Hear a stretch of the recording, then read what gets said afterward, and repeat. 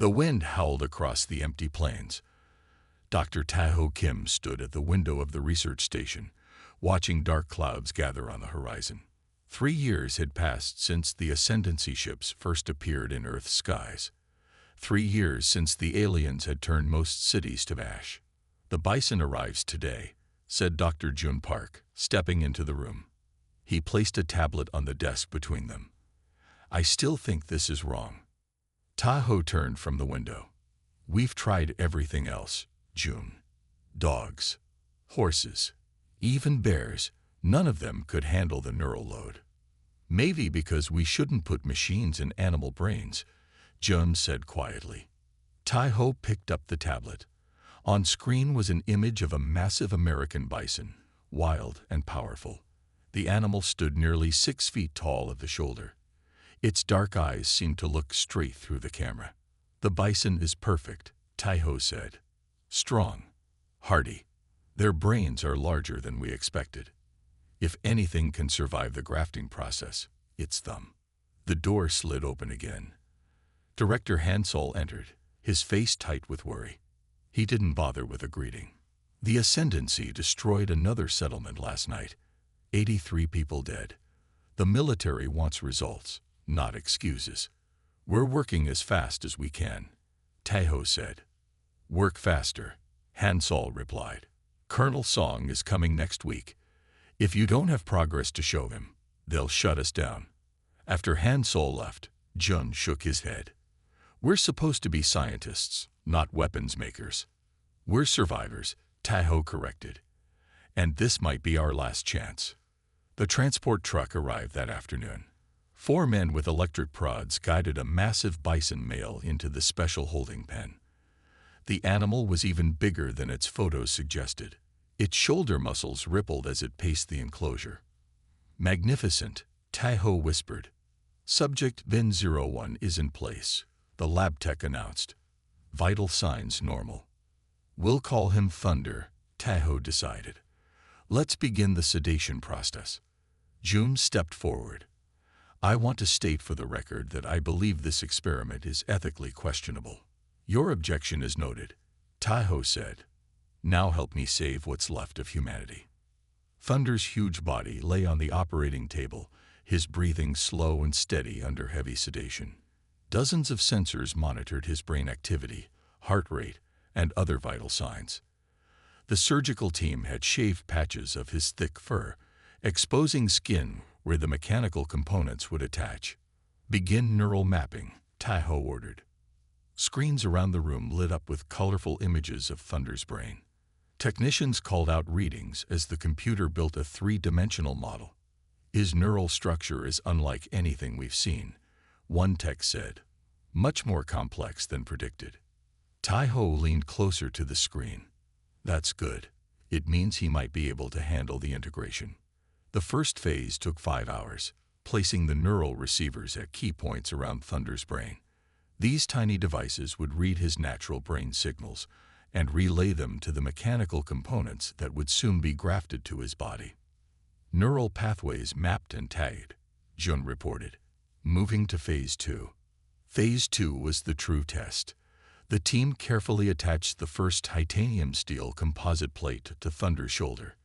The metal gleamed under the surgical lights. Microfilaments from the plate reached into the muscle beneath, seeking nerve endings to connect with. "Neural bridge activating," Jun announced, monitoring for rejection.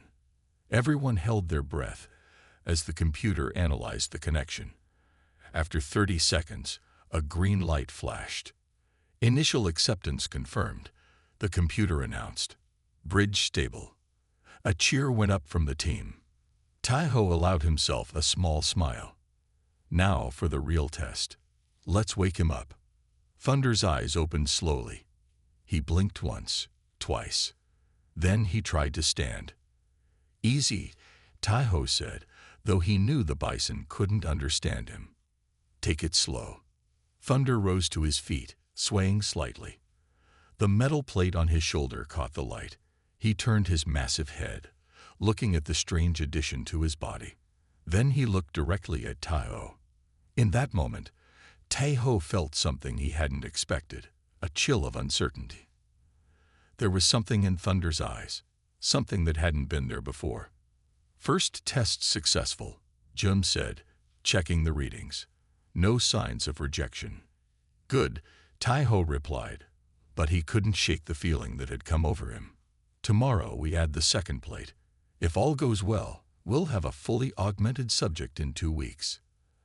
As the team celebrated their first success, Thunder continued to watch Taiho. His dark eyes reflected the overhead lights, making them seem to glow from within. No one noticed when, just for a moment, one of the computer screens flickered as Thunder blinked. Subin Lee arrived at the research station on a cold morning. Fresh out of engineering school, she was the youngest person on the team. Her specialty was neural interfaces, the bridge between living tissue and machine. "Welcome to the Plains Reserve Station," Dr. Taiho said, shaking her hand. "We need your skills badly." Subin nodded. "I read about your project. It's bold." "It's necessary," Taiho corrected. "Come, I'll show you our progress." They walked to the observation room. Through the thick glass, Subin saw Thunder for the first time. The Bison now had 3 metal plates attached to his body, one on each shoulder and one along his spine. Wires connected the plates, forming a network across his massive frame. "We're adding the 4th plate tomorrow," Taiho explained.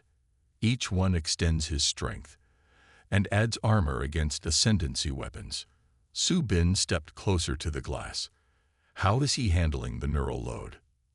Taiho's face tightened. "Not as well as we hoped. His brain activity is unusual. Dr. June thinks we should slow down, but Director Hansol won't allow it." Thunder turned his head toward the window. His eyes found Subin's. She felt a strange connection, as if he was truly seeing her. "Has anyone spent time with him outside of the procedures?" she asked. Taiho laughed. "He's not a pet, Subin. He's a weapon prototype. Even weapons need calibration," she replied quietly. Later that night, Subin returned to Thunder's enclosure. The night staff paid little attention as she entered the observation room. She sat on the floor near the glass, opened her tablet, and began monitoring Thunder's neural patterns.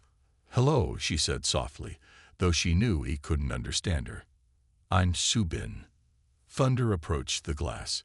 His movements were stiff, the metal plates clearly heavy on his frame. He lowered his huge head, bringing his eye level with hers. Subin's tablet beeped. The neural activity was changing. Not random spikes, but patterns, almost like. "That's impossible," she whispered. She pulled up the station's data archives, comparing Thunder's brain activity from before the first graph to now. The patterns weren't degrading as Taiho had feared. They were reorganizing. Thunder pressed his nose against the glass. The tablet beeped again. Subin gasped. The pattern matched the rhythm of her words exactly. "There's something happening with Thunder," Subin told Taiho the next morning. "His brain isn't failing. It's adapting." Taiho looked tired. "We don't have time for theories. Colonel Song will be here in 3 days. We need to complete the full grafting process by then." But an alarm cut her off. Red lights flashed in the hallway. "What's happening?" Subin asked. June rushed into the room, his face pale. "Ascendancy ships detected. They're heading straight for the Plains Reserve." Taiho grabbed the nearest computer, pulling up the security feed. On screen, 3 alien vessels approached, sleek, silver craft that seemed to flow through the air rather than fly. "How did they find us?" Taiho demanded. Director Hansol's voice came over the speakers. "All personnel to emergency stations. Colonel Song is en route with military support. Secure the test subject immediately." Subin looked at the monitor showing Thunder's enclosure. The Bison stood perfectly still, his head raised as if listening. "We need to speed up the final grafts," Taiho decided. "Prepare Thunder for immediate surgery. We'll attach the remaining components today." "That could kill him," June protested. "If the Ascendancy gets here first, we're all dead anyway," Taiho snapped. As the team rushed to prepare, Subin looked back at the monitor. Thunder was moving. He walked deliberately to the computer terminal that had been installed in his enclosure for remote monitoring. The metal plate on his front leg extended a thin filament that connected to the terminal. The screen lit up, data scrolling faster than human eyes could follow. "Dr. Kim," Subin called out. "Look at this." Tahoe turned. His eyes widened. "What is he doing?" June asked. "He's not just adapting to the technology," Subin said. "He's using it." On screen, Thunder disconnected from the terminal. He turned to face the camera directly. His eyes, once wild, now held something new. Understanding. "I don't think he's just a weapon anymore," Subin whispered. The alarm wailed louder as the Ascendancy ships drew closer. 3 months had passed since the first Ascendancy attack on the research station. The aliens had retreated after a brief battle with Colonel Song's forces, but everyone knew they would return. Thunder now had 6 metal plates grafted to his body. His shoulders, spine, and legs gleamed with steel that moved as if it were part of him. In many ways it was. Dr. Tahoe stood before Director Hansol and Colonel Song, showing them the latest test results. "The neural integration is unlike anything we've seen," Tahoe explained. "Thunder's brain has formed new pathways around our implants." "Is that good or bad?" Colonel Song asked. He was a tall man with hard eyes that missed nothing. "We don't know," Tahoe admitted. "Our models didn't predict this." "What does it mean?" Director Hansol demanded. Subin spoke up from the back of the room. "It means he's not rejecting the implants. He's incorporating them." Colonel Song turned to her. "And you are?" "Subin Lee, Neural Interface Specialist," she answered. "I've been monitoring Thunder's brain activity. It's not just adapting, it's evolving." "Evolving how?" Song asked. Before Subin could answer, the lights flickered. Emergency alarms blared through the station. "Power failure in Section C," a voice announced over the speakers. "Containment breach in progress." They raced to the security center. On the monitors, they watched Thunder break through the reinforced door of his enclosure. The metal plates on his body glowed with blue light. "How is this possible?" Hansol shouted. "Those doors are designed to contain creatures 3 times his strength." "He must be channeling power through the implants," Subin realized. "He's amplifying his own strength." On screen, Thunder moved with purpose through the facility. Guards approached with stun weapons, but he easily knocked them aside without seriously hurting them. "Where is he going?" Tahoe wondered. Subin studied Thunder's path. "The data center," she said. "He's heading for the main computer room." "Stop him," Colonel Song ordered. But they were too late. Thunder reached the data center and used his metal-enhanced leg to connect to the main terminal. Screens lit up around him, flashing with information faster than human eyes could track. "What's he doing?" Hansol asked, his voice barely a whisper. Subin checked the system logs. "He's downloading information, historical records, biological data, and everything we have on the Ascendancy." "Is he sabotaging our systems?" Song demanded. "No," Subin said, surprised. "He's just learning." Tahoe watched in amazement as Thunder processed terabytes of data in minutes. "We didn't create a weapon," he said slowly. "We created something else entirely." After 10 minutes, Thunder disconnected from the system. He turned to face the security camera, seeking to look directly at the humans watching him. "Can he see us?" Hansol asked. "I think he knows exactly who's watching," Subin replied. Thunder lowered his massive head in what looked almost like a nod. Then he turned and walked calmly back to his enclosure. Later that night, Subin sat alone in the observation room. Thunder stood near the glass, watching her. "You wanted us to see," she said quietly. "You wanted to show us what you can do." Thunder blinked once, deliberately. Subin took out her personal tablet and pulled up a simple program she had created, a basic communication interface with yes/no options. Can you understand me? She typed, then held the screen up to the glass.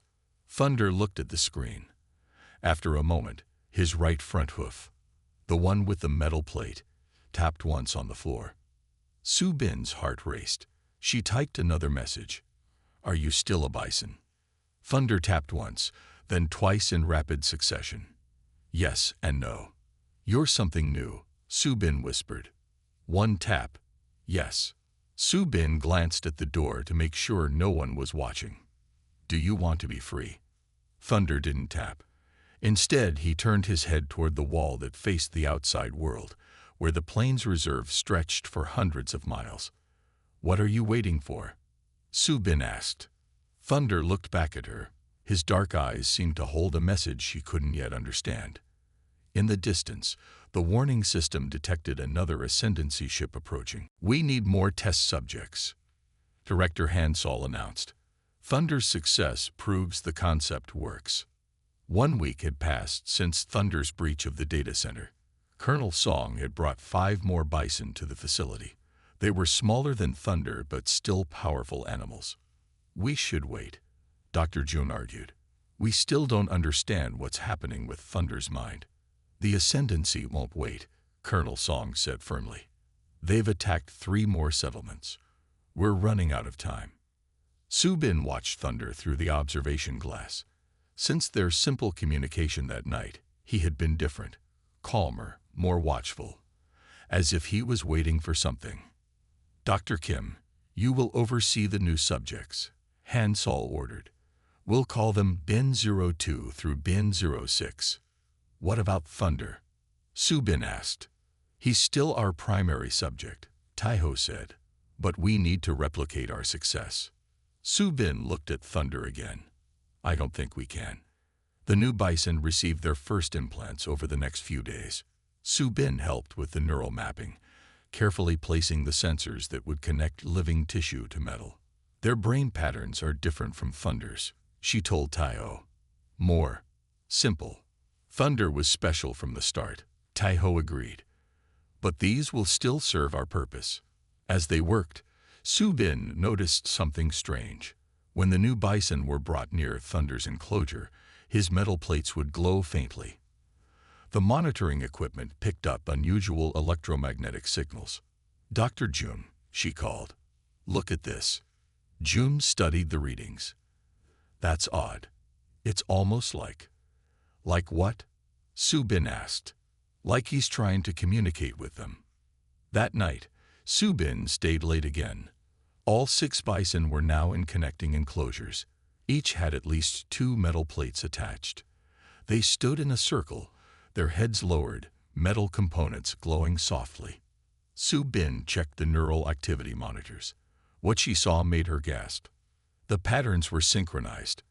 6 different brains pulsing with the same rhythm. They're linked, she whispered. She pulled up her tablet and opened her simple communication program. This time, she added more questions. Thunder, can you hear me? She typed. 1 tap from Thunder. Yes. Can you speak to the other bison? 1 tap. Yes. Through the metal. 1 tap. Yes. Su Bin's hands shook as she typed the next question. Are you teaching them? Thunder looked at her for a long moment. Then, 1 firm tap. What are you teaching them? She typed. Thunder turned to the computer terminal in his enclosure. The screen lit up, displaying a single word. Freedom. Su Bin stared at the screen. How did you do that? The screen changed. We al do a y is q the middle V's US voice. We, Su Bin whispered. You mean all bison? Yes. We remember. We in human ends nearly killedus all. Long ago. But we also remember. We in human ends ssavdus. Su Bin thought carefully before asking her next question. What do you want? To live. To help. The sky enemies hurt all Earth. The ascendancy, Su Bin said. You want to fight them? Yes. but not as weapons, as allies. The word glowed on the screen. Subin heard footsteps in the hallway. Someone was coming. I have to go, she said quickly. Can we talk tomorrow? Thunder nodded his massive head. The screen went dark just as the door opened. Still here, Subin? Dr. June asked, entering the room. You should get some rest. Just checking some readings, she said, trying to sound casual. June looked at the Bison standing in their circle. The staff is calling them the Steel Herd now. Fitting, isn't it? Yes, Subin said. But I don't think they're what we think they are. What do you mean? Subin chose her words carefully. I think Thunder has established some kind of connection with the others. A network. June frowned. That wasn't part of the design. I know, Subin said. But what if it's better than our design? Before June could answer, alarms blared throughout the facility. Alert. Multiple Ascendancy ships detected. The announcement system warned. All personnel to battle stations. The Steel Herd raised their heads as one, eyes fixed on the ceiling, as if they could see through it to the approaching enemy above. It's beginning, Subin whispered. Chaos erupted throughout the research station. Scientists ran for safety bunkers while security teams moved into defensive positions. The overhead speakers blared with urgent messages.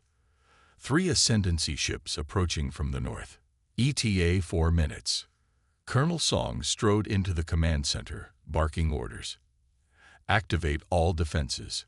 Evacuation protocols in effect. Director Hansall rushed to join him. What about the Steel Herd? We can't leave them behind. They're coming with us, Song declared. Load them onto the transport vehicles. They're too valuable to lose. In the monitoring room, Subin watched the 6 Bison on the screens. They weren't panicking. They stood calmly, facing the same direction, toward the approaching threat.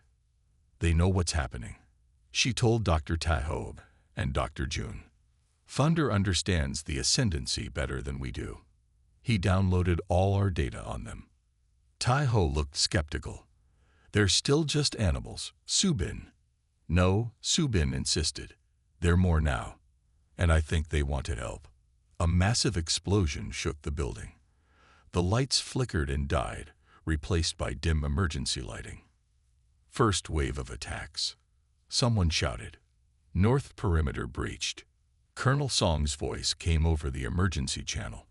All personnel moved to southern evacuation points. Security teams hold defensive positions. Subin made a quick decision. She grabbed her tablet and ran toward the Bison enclosures. Subin, stop. Tahoe called after her. It's too dangerous. She ignored him. When she reached the enclosures, she found the security doors already open. The power failure had triggered the emergency release system. The Steel Herd was gone. Where did they go? June asked, catching up to her. A security guard pointed down the hallway. They headed for the north exit, straight toward the Ascendancy landing zone. They're running away, Tahoe said, joining them. No, Subin replied. They're attacking. Outside, the sky burned red with Ascendancy weapons fire. 3 silver ships hovered above the plains, shooting at the research station's defenses. Smaller craft, scout ships, landed on the ground, releasing alien soldiers. The Ascendancy troops didn't look like humans. They were tall, thin creatures with 4 arms and smooth, reflective skin that changed colors. They carried weapons that fired beams of intense energy. Human security forces took cover behind barriers, returning fire. They were badly outnumbered. Then the ground began to shake. From the side of the research station burst the Steel Herd. Thunder led the charge, his massive body now covered with 6 metal plates that glowed bright blue. The 5 other Bison followed, their own implants pulsing with energy. What are they doing? Colonel Song demanded, watching from a defensive position. No one had time to answer. The Steel Herd hit the Ascendancy forces like a storm. 2,000 pounds of muscle and metal slammed into the aliens at full speed. Thunder's reinforced horns tore through their ranks. The metal plates deflected the energy weapons. "This is impossible," Hansol whispered. "They're fighting in formation." It was true. The bison weren't acting like stampeding animals. They moved with purpose, targeting the aliens' positions systematically. When one alien aimed a heavy weapon at Thunder, another bison immediately charged from the side, knocking the enemy down. Subin, Tahoe, and Jun watched from the edge of the battlefield. "They're protecting each other," Jun said in amazement. "And us?" Subin added. Thunder suddenly changed direction, charging straight toward one of the landed scout ships. His steel-reinforced body crashed into its side, metal scraping against metal.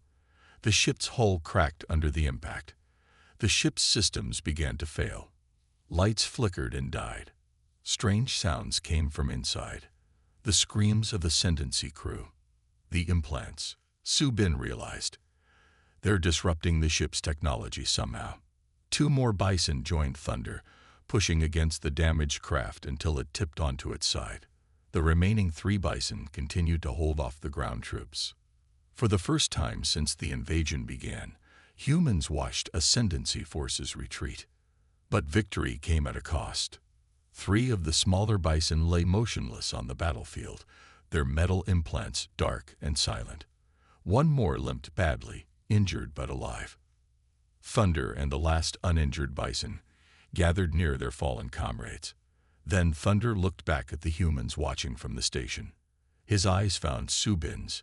Even at this distance, she felt the connection. Then, with a toss of his massive head, Thunder led the 2 surviving bison away from the station, disappearing into the vast plains beyond. "We need to find them," Colonel Song insisted. The emergency meeting had stretched for hours. "Those bison are military assets now." The attack had left half the research station in ruins. Teams worked to repair the damage, but everyone knew the Ascendancy would return with greater forces. "They're not just assets," Subin argued. "They chose to fight. They chose to leave. All the more reason to bring them back," Director Hansol said. "If they truly understand what's happening, we need to work together." Tahoe studied the satellite images of the plains reserve. The problem is finding them. The reserve spans hundreds of miles. They could be anywhere. "I can find Thunder," Subin said quietly. Everyone turned to look at her. "How?" Colonel Song demanded. Subin hesitated, then decided to tell the truth. "Because he can communicate. Through the neural implants. I've been talking with him." Silence filled the room. "For how long?" Tahoe finally asked. "Since before the attack," Subin admitted. "He's been learning from us.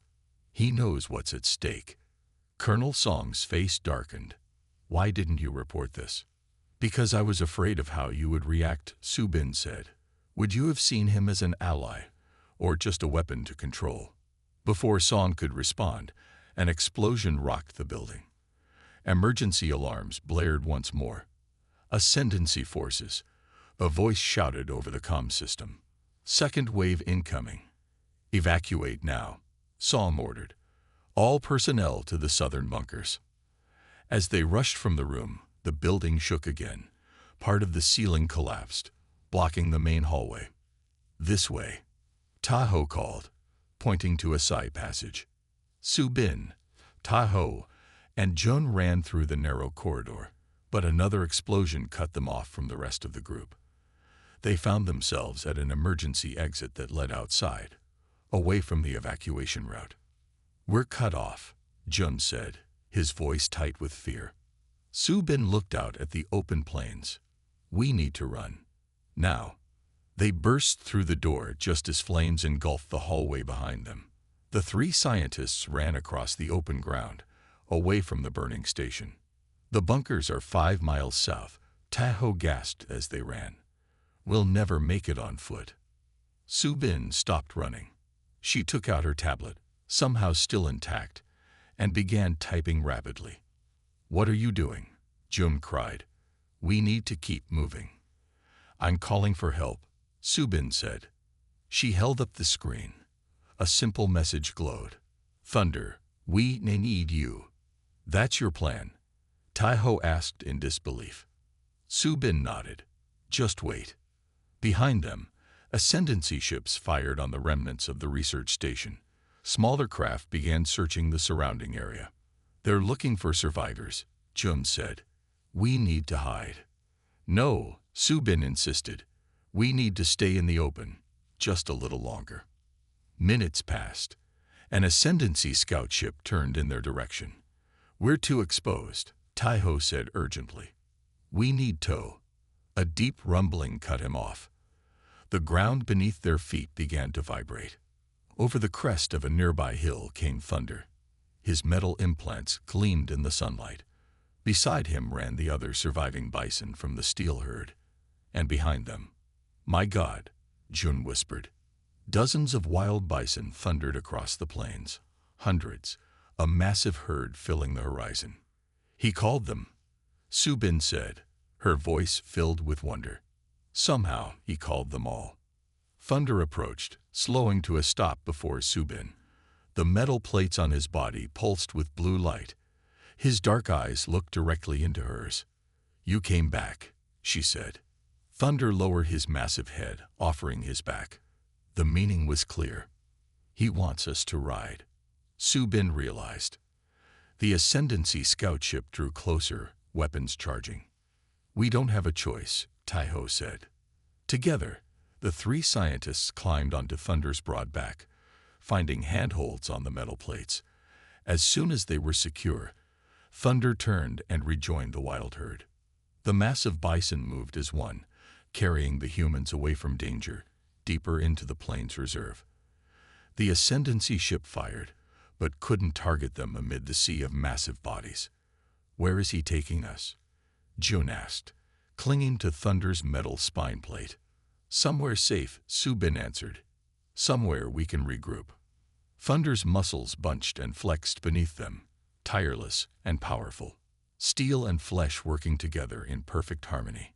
Behind them, the research station burned against the darkening sky. Dawn broke over the hidden valley. Hundreds of bison grazed peacefully on the tall grass. In the center of the valley stood a small cave where Subin, Taiho, and Jun had spent the night. Thunder rested near the cave entrance, his metal implants catching the early sunlight. The other surviving modified bison, now called Storm by the scientists, grazed nearby. "I still can't believe it," Taiho said, watching the massive herd. "How did Thunder communicate with them? They don't have implants." "Maybe bison have always been able to communicate with each other in ways we never understood," Subin suggested. "The implants just gave Thunder a way to communicate with us." Jun studied the valley. "This place is well hidden. The high walls block signals. That's why the ascendancy hasn't found us yet. But we can't stay here forever," Taiho pointed out. "We need to contact Colonel Song. Let him know we survived." As if hearing his name, a sound came from above. The scientists looked up to see 3 human aircraft appear over the valley rim. They were military transports, bearing the marks of Colonel Song's division. The wild bison raised their heads, watching cautiously but not fleeing. Thunder stood up, eyes fixed on the landing crafts. "They found us," Jun said.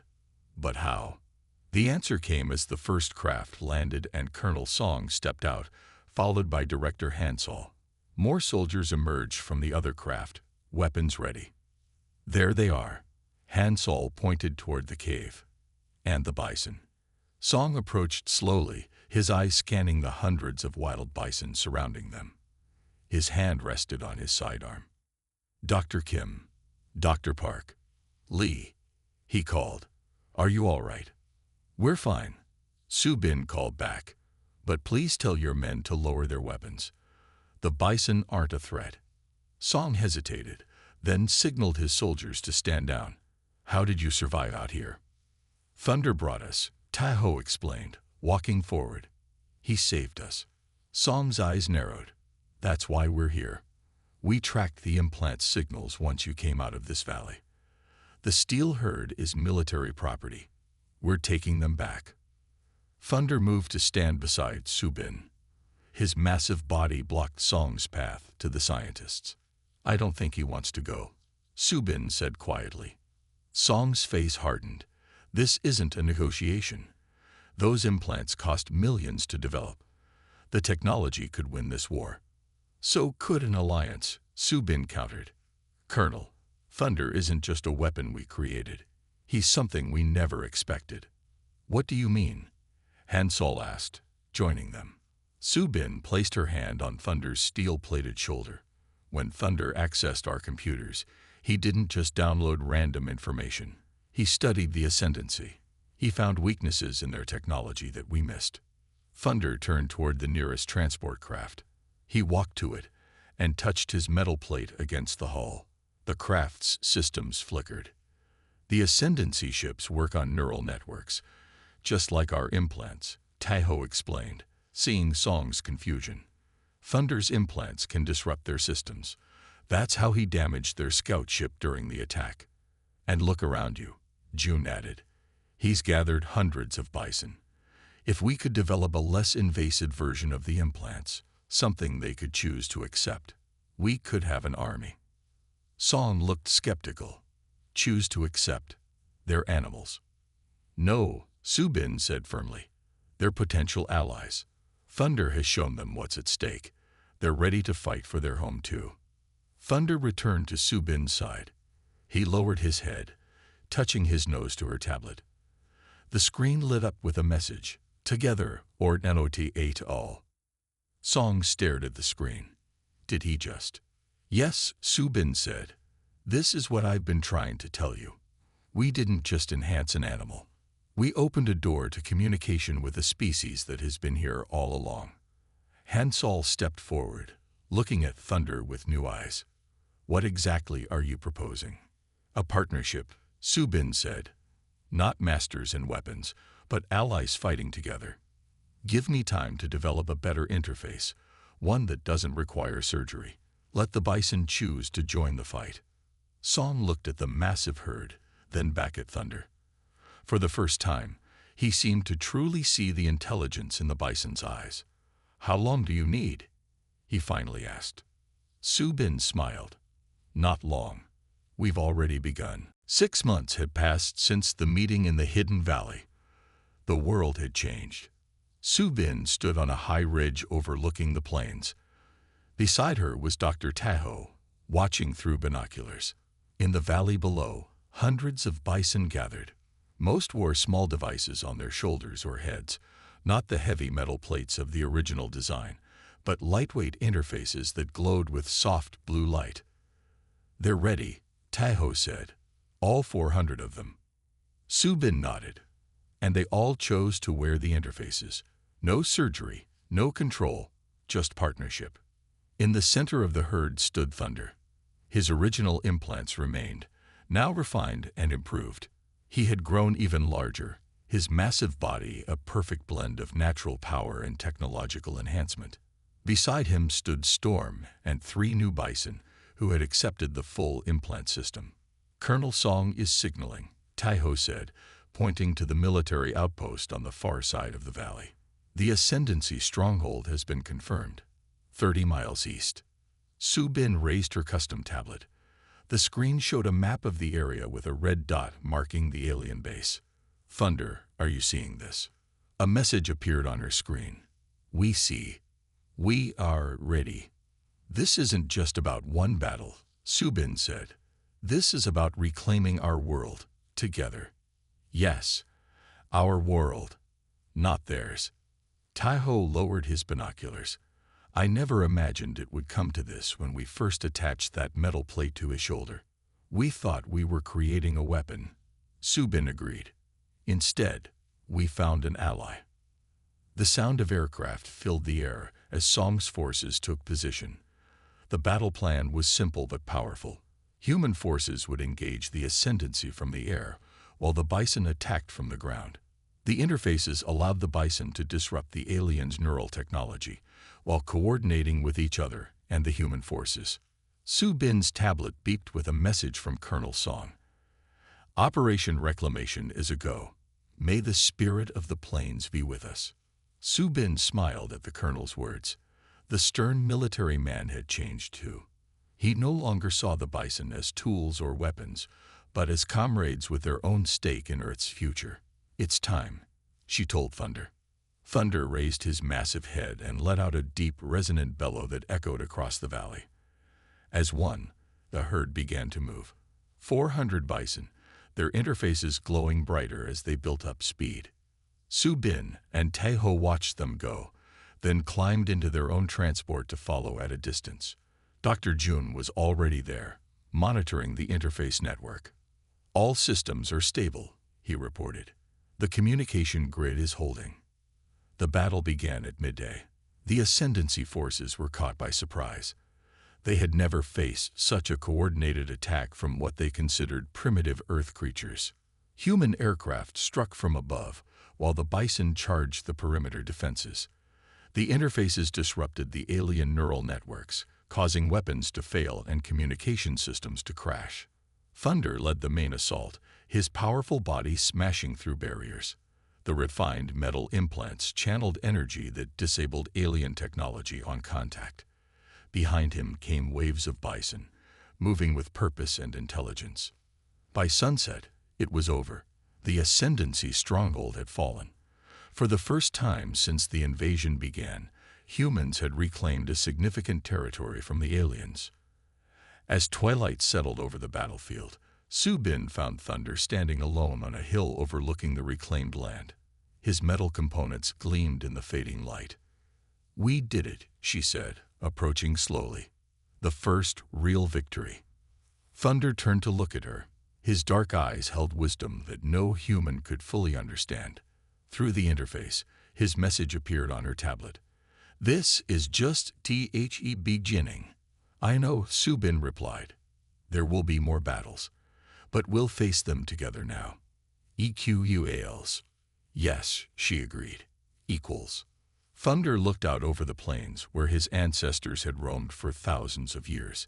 Humans had once nearly destroyed his kind. Now together, they were fighting for a shared future. "We Grafted STEL to a Bison," the message read. "I to keep my mind back. Now we all take our world back." As darkness fell, Thunder rejoined his herd.